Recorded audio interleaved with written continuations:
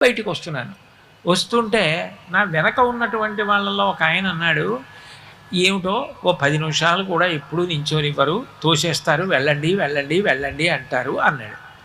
నేను నిజమే కదా, పాపం అలా అనిపిస్తుంది కదా అనుకున్నాను. ఇంకొక ఆయన కళ్ళు ఎత్తుకుంటున్నాడు. నేను అనుకున్నాను బహుశా బయటికి తోసేశారని, వెళ్ళిపోమ్మన్నారని, తోసేయడం అంటే వెళ్ళిపోండి వెళ్ళిపోండి అన్నారని ఆయన కళ్ళు ఎత్తుకుంటున్నాడులో ఉంది అనుకున్నాను నేను. ఆయన అన్న మాట నా జీవితంలో నేను ఇప్పటికి కాదు ఎప్పటికీ మర్చిపోను.